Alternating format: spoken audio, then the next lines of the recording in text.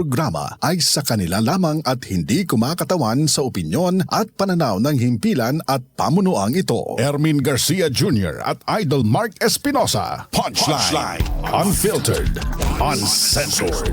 Direktang pag-uusapan ng maiinit at napapanahong mga isyu ng bayan. Punchline. Welcome po sa Punchline, Idol. Pag-usapan po natin ang mga pressing issues sa loob at labas po ng ating pong lungsod ng Dagupan. Pabatiin muna po natin at babatiin natin ulit ng happy birthday! Happy birthday! Oo, happy birthday, Sir Erwin. Magandang umaga. Magandang umaga, Mark. How's the celebration, sir? Nakakapagod. Diyan sa Manila. Diyan na sa Manila ang sir, celebration. Dito na. Ayun. Okay. At good to see that you are in a good shape, sir. At saka talagang good health and ang wish natin, no? Lalong-lalo na at tons of happiness, syempre. Pero mukhang hindi kayo happy sa mga lumabas na mga artikulo ninyo. Particular. Nakakainis. Naiinis. Na ano. At unahin natin dito sa lungsod ng Dagupan, Sir Ermin, sa recent na mga lumabas na mga interview kaliwat kanan ni former Mayor Brian Lim.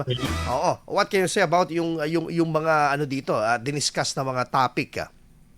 Alam mo, ito si Brian Lim, parang si Juan ito eh. Ang nangyari parang si DILG Secretary Junvic Remulla eh.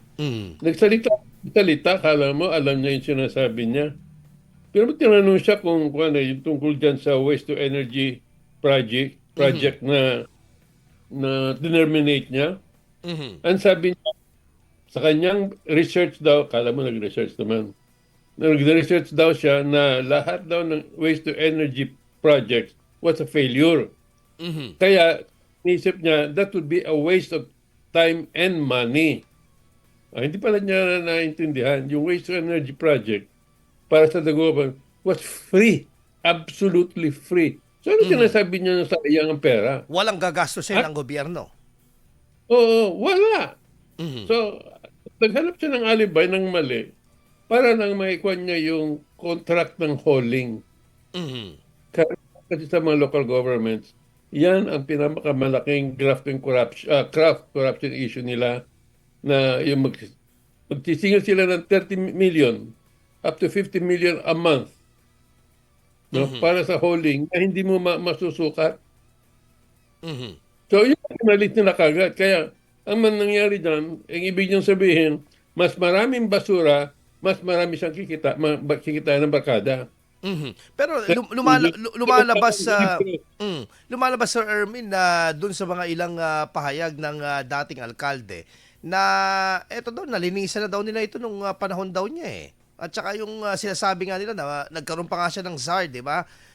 Doon sa pag-resolba ng basura dito, Sir Ermin. Ay, nako. Alam mo, basta nagsasalita ka lang ganyan sa kampanya, kala mo, totoo lahat. Hindi niya alam, nabubuko siya. Talagang nalinis niya yan. Bakit kailangan ihinto niya yung project na yun, yung waste to energy. Yun na yung pinakapakon na eh.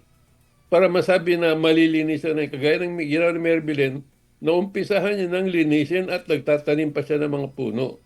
Yun ang linis. Okay. May papakita ba siya? Wala eh. Talagang ang ginawa niya. Do you believe, Sir Ermin, kanina yung inyong early statement na sinasabi nga ninyo na gustong pagkakitaan ng nakarang administrasyon? Pinakitaan talaga yan. Pinakitaan. Hindi yung kinuha niya yung experience ng ibang local governments na pag kumuha sila ng garbage hauling, yung argue with it. No? Kaya ang nangyari dyan, sinabi niya, 30 million to 50 million a month, bulsahan yan. Ilan ang magagastos mo dyan sa hauling na yan? Ang kwan kasi, hindi alam ng mga tao at hindi alam ng gobyerno mismo kung ilan ang talagang kinukubra ng mga dump truck nila. Ngayon, may dump truck ngayon. sukat ni Mayor Belen exactly kung saan pumupunta. Mhm. Yun ang kaya ang sabi ko nga, ay nako, mag-ingat kayo dyan sa Dagupan at kung ano na sinasabi-sabi lang ng kabila, kasi nungalingan na yan. Wala Mhm. na talaga sila ginawang mabuti. Okay. Kaya Pero nga, in the present time, itong si Mayor Belen, eto na, puspusan na yung kanilang ginagawa dito na talagang tuluyan ng may pasara ito, convert it into eco tourism park na ano na ano no na bagong magiging attraction sa Dagupan.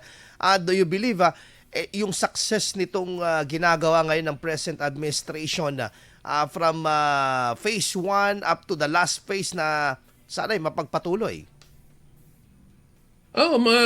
okay na, matuloy na yan. At least nakuha niya na yung custom dump truck. Biro mo yung pag, disapprove nila ng budget noon, Mhm. para hindi makakuha ng dump truck ang syudad. Mhm. Ganun ba? Ngayon, So naniniwala kayo pinapahirapan talaga. talagang ayaw nilang Mhm. gumana ang dagupan, gumana ang buhay ng dagupan sa administration ni Mayor Bilen. Kaya Mhm. talagang nila lahat ng budget dyan. E nung nalusutan sila, ayun, nakuha lahat. Mhm. Kaya, paano nilang i-explain ngayon yan? Mhm. Na Makikita natin yun dito, Sir Ermin, na talagang talagang itong ginagawa ng administrasyon ni Mayor Belen, parang by face talaga ito. Tapos nabanggit nyo ngayon pagtatanim ng mga puno na ibinalita rin natin kanina. Inumpisa na Oo. ito, mga fruit-bearing trees. Yes. Yes. Kaya nga, yung makikita mo talaga na may improvement. Pwede na magtanim. Mhm. Noon, anong masasabi ni Brian Lim noon? Wala. Sinasabi lang niya, yung waste to energy na, walang kwenta yan. Mhm. Sayang lang ang pera. Yun. Eto, meron na ring solusyon. Actually, nung nakausap din natin si Mayor Belen na 2 weeks ago, sinasabi nga niya na ang long-term solution talaga dito ay disiplinahin yung mga tao din and Oo. segregating their Segregation. Oo. waste. Mhm. Yes.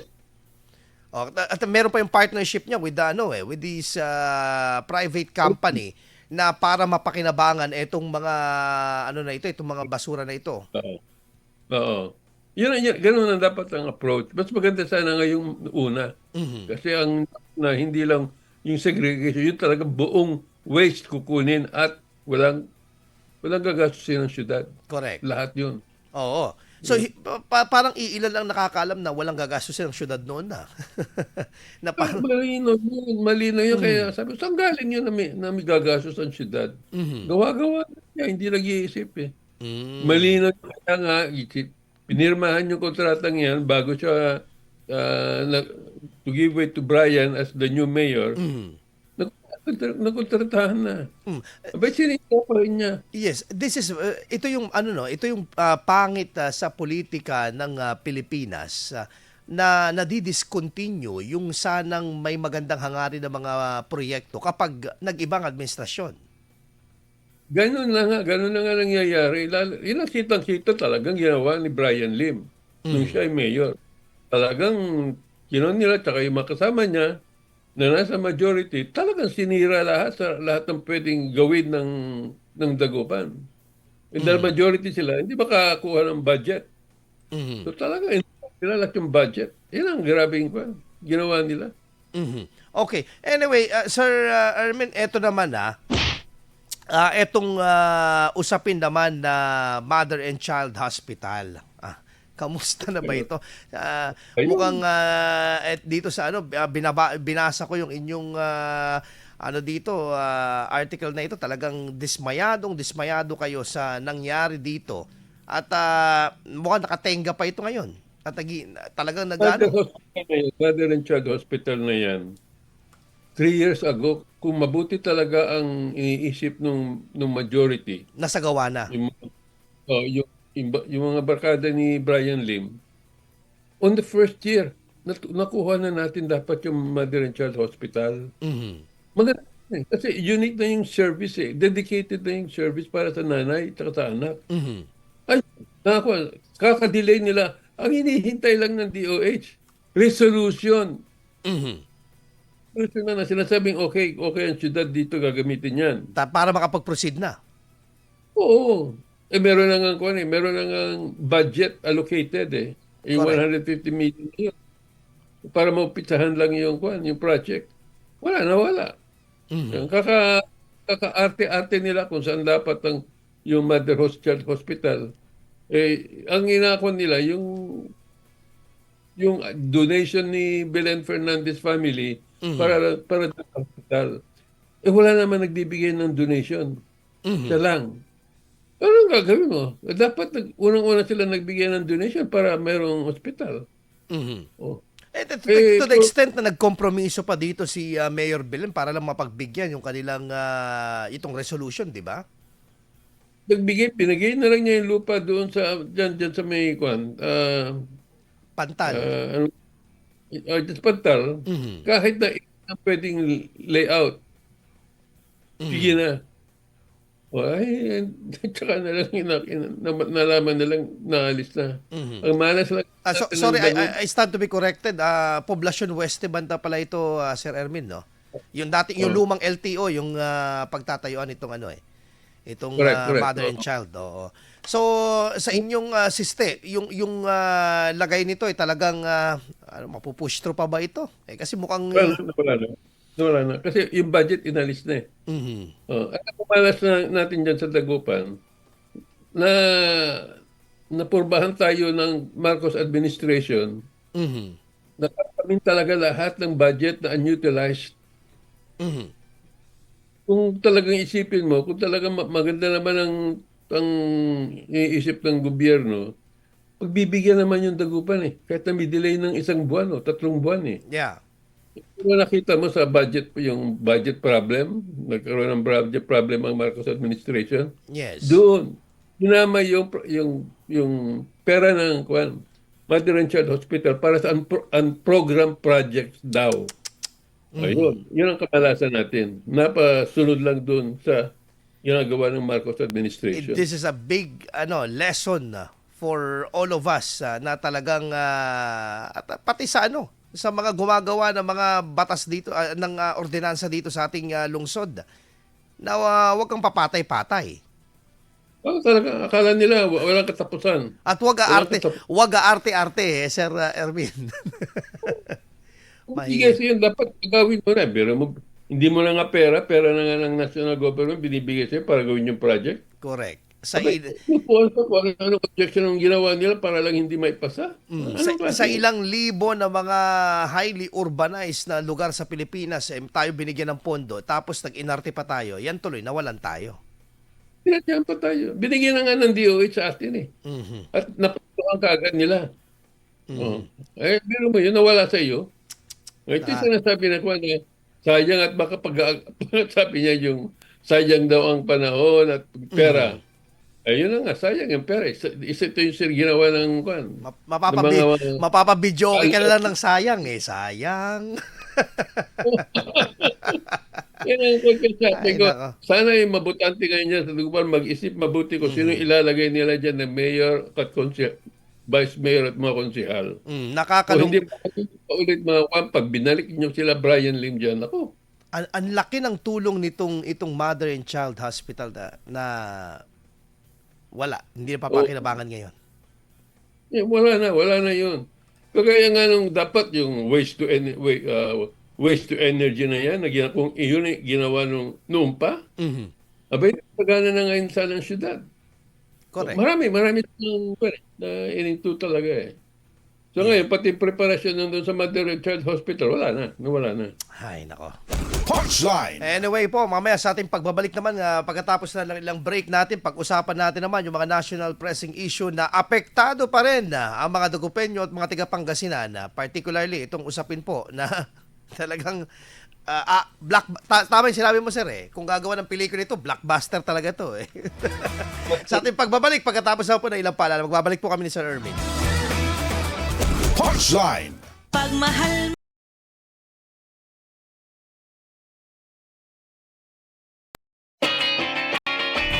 nasaan ka man naroon, sasabay ang programa naming puno ng infotainment. Siguradong informed ka na, entertained ka pa sa mga hatid naming chika at musikang kay sarap sa tenga. Kinig na idol sa programang Swak na Swak pakinggan araw-araw mula alas 8 hanggang alas 12 ng tanghali. IFM sa umaga. Dito lang sa number 1 Music and News FM mo. 104.7 IFM Dagupan. Ang idol kong FM. Unfiltered, uncensored. Punchline. Punchline. Mapapakinggan tuwing Lunes ng umaga. Dito lamang sa number 1 Music and News FMO sa lalawigan ng Pangasinan. 104.7 IFM Dagupan. Mas pinalakas na paghahatid ng mga balita sa loob at labas ng Pangasinan. Mas komprehensibong pagtalakay sa mga napapanahong usapin sa lalawigan. Kasama si Idol Mark Espinosa. Yung pong long-term solution po dapat po na ginagawa ng gobyerno pagdating dito sa pag-stabilize ng mga bayarin. At ang iba pang mga idol mo sa balita at impormasyon. IFM News. Mapapakinggan araw-araw. Uncensored. Direktang pag-uusapan ng maiinit at napapanahong mga isyu ng bayan. Punchline. Walang paligoy-ligoy. Direktamenteng hihimayin ang mga kontrobersyang bumabalot sa bawat isyung tatalakayin. Punchline. Punchline. Ermin Garcia Jr. at Idol Mark Espinosa. Punchline. Round 2 na tayo, idol. Dito po sa ating pong pinag-uusapan pa din. Eto, kamustahin ko lang, Sir Ermin, with the development ng mga accomplishment na nire-report ng PIDEA, kaliwat kanan dito ngayon, sabi nila, bumaba daw ang crime rate. Tapos, yung mga nauhuli daw na maraming mga drugs, magandang indication daw yun. Ano masasabi niyo dito? Kahit Tatawa kayo. ng administrasyon, pag yan nakikita ng mga tao mismo kung saan ang gagaling yung problema nila sa bahay, paano mo nila magandang peace and order? Yung addict, yung mga addict na nanggugulo sa pamilya, ninanakawan ng mga kanilang mga kapatid at mga magulang. Tapos pag yun, nag-hold up, yung huling ko nga dyan, yung mayroon pang rape ng turista. So, pag nahuli ngayon, minor. Kailan pa yun nagkakaroon ng pusher ngayon na minor ang kwan? Talagang pinaprotektahan ng mga sindikato. Kasi alam nila na maluwag. Babae pa yun, na minor, Ha? Babae pa ata. Kaya sabi ko nga paano nila sasabihin ako? Ito nga sinasabi natin na yung drug war na yon nakatulong talaga sa buong mga pamilya. Okay? Sinasabi ng PIDEA ngayon, okay, nandun ako, nakahuli sila. Dapat mas marami silang nahuhuli kasi alam natin na mas maraming galaw ng sindikato ngayon. Pakulang-kulang pa rin yan. At hindi nila sinseryoso itong mga kapulisan. Hindi. Itong nakikita mo na, basta umandar ang sindikato, alam mo na may proteksyon yan sa local government, sa congressman, sa police. Kaya sila nakakagalaw Ang problema natin sa Pilipinas, wala tayong death penalty kagaya ng Singapore, even China. Kaya hindi sila pinapasok. Sa Pilipinas lang sila pumapasok. At Wala ang tinatawanan nila, Sir Ermin, yung mga ibang dito sa usapin ng drugs. Ang involved dito obviously, kung hindi man politiko, kamag-anak ng opisyal ng gobyerno. Of course. Ang basic dyan, may protection kahit na kanino nang gagaling. May protection yan. So, kagaya na nangyari sa Pogo. Kaya nagkaloko-loko yung Pogo kasi nagkaroon ng protection doon sa mga kriminal na pumasok. Itong hirap natin. Kaya kung minamamat, etc., siyempre, sa anong gagawin natin? Wala tayong law to punish them. Nandyan sila na nandyan. Kaya malinis ang China, mas malinis ang Singapore, pati Indonesia. Natatakot sila pumasok doon. Hindi dito natatakot ang mga sindikato. Wala tayong penalty. May katumbas na ganyan ang mga opisyal minsan. Kaya nga, madali magpalusot ngayon Kaya mo sasabihin na meron ako. Paano maniniwala doon na konti na lang ang nangyayari ngayon. Hindi, posible yan. Ngayon nga sir, nahalungkat dito sa usapin nga actually nung ginawang comparison ng nakarang administrasyon at ito, nahalungkat itong usapin tungkol dun sa anak ni Justice Secretary, di ba? Mismong yun, involved sa high value na klase ng marijuana. Paano mong i-depensahan niya na sabihin mong, alang-alata mo, may protection. Kaya lang nahuli kasi hindi na pwedeng palusutin. Mhm. Yan. Mga ganyan ang problema natin eh. Anyway, Sir Ermin, Punchline! dito sa sa usapin ng pagresolba, isa sa ngayon ay pine-persecute ang dating Pangulong Rodrigo Duterte na ngayon ay nasa The Hague, Netherlands. Sabi nga ng kanyang anak, wag na tayong umasa na makakabalik pa ang ating Pangulo dito. Parang ipagdasal na lang natin na yung good health niya. Mismong sila, hindi naman nawawala ng pag-asa pero talagang inire-ready niya na yung Filipino people na naging supporter ng ating dating pangulo. Do you think itong ongoing na investigation na binuksan ni Senator Amy Marcos, sabi ni Senator Bongo, it's too late na hero, pero ito inumpisahan pa din ito. Anong pwedeng magiging tulong nito sa ongoing na kinakaharap? Hindi na tulad the hero. Pinagdadasal ko na lang na umalis tayo sa ugali natin na pagkatapos ang discussion ng problema, etc. and all that, hindi tayo nagpapahal ng kaso. Yeah. Ang nangyayari dito, kaya sabi ko, ngayon na napalabas nila, ang daming kalokohan na nangyari dyan. Ang suggest ko nung nandito sa Dagupan si Secretary Raul Rambino, nasa PDP laban siya. PDP laban dapat ng kaso. Kasi kasama nila yung kung At saka kung kasama nila lahat yung the law, it's with them. Kung makikita mo lahat yung mga pinagagawa nila doon sa loob, abay, panalo na sila. Ang problema, hindi natin sila kinasuhan. Merong gobyerno na gagawa ulit yan. Palulusutin yan. Magiging precedence to. Presidents yan. At saka ngayon, ano mangyayari dyan kung talaga hindi nagkuhan?